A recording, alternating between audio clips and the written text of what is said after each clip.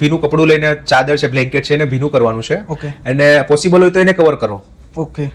સિલિન્ડરને cover કરવાનું છે, જેથી કરીને અમે તમને કીધું ઓક્સિજન કટ ઓફ. આ તમે બહુ સરસ રીતે સમજાવ્યું, પણ હવે ફોર એક્ઝામ્પલ ગેસનો બાટલો છે, જી. કોઈ ઘરમાં રસોઈ બનાવતું હોય ને એવી રીતના, અથવા જે આપણે પેલા કીધું કે કોઈ ભૂલને કારણે, નેગ્લિજન્સને કારણે ગેસનો બાટલો ફાટે છે ને એમાં આગ લાગે છે, તો એમાં લોકો સૌપ્રથમ શું કરી શકે? જી, આ ખૂબ જ સારો ક્વેશ્ચન છે.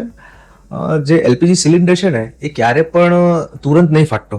ઓકે. એને ફાટવા માટે અમુક ટેમ્પરેચરની જરૂર હોય છે. તો જ્યારે પણ એના સિલિન્ડરમાં અથવા એની ગેસ લાઇનની અંદર ફાયર થશે, સિલિન્ડરના અંદર, એલપીજી સિલિન્ડરમાં, તો એ બ્લાસ્ટ નહીં થાય. ઓકે. તો આપણે આપણા જોડે જો ફાયર એક્સટિંગ્યુશર છે, તો એબીસી ફાયર એક્સટિંગ્યુશર અથવા CO2 ફાયર એક્સટિંગ્યુશરથી એને આપણે એક્સટિંગ્યુશ કરી શકીશું. ઓકે. બટ અમુક જગ્યાએ એવું બી થાય છે કે ફાયર એક્સટિંગ્યુશર નથી હોતા. આપણા ઘરમાં અમુક નાના ઘરો હોય તો એવી જગ્યામાં એક્સટિંગ્યુશર અવેલેબલ નહીં હોય. તો ત્યાં સૌથી પહેલા પેનિક નથી થવાનું. ઓકે. જે આપણું ગેસનું સિલિન્ડર છે ક્યારે પણ તુરંત નહીં ફાટે. ઓકે. ઓકે. એને ફાટવા માટે અલગથી વધારે ટેમ્પરેચરની જરૂર છે. ઓકે. તો ગભરાવાની કોઈ જરૂર નથી.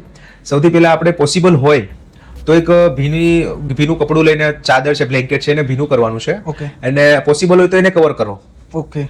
સિલિન્ડરને કવર કરવાનું છે, જેથી કરીને અમે તમને કીધું ઓક્સિજન કટ ઓફ કરો. હા હા.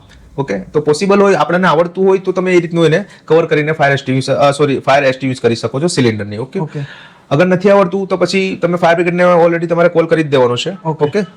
હા, બીજું એક વાત છે કે જે એલપીજી સિલિન્ડર છે, તો એને એવું નહીં કે એને જે સગડી જેવો છે નીચે રાખીએ અને સિલિન્ડર ઉપર રાખીએ, એવી રીતનું નહીં.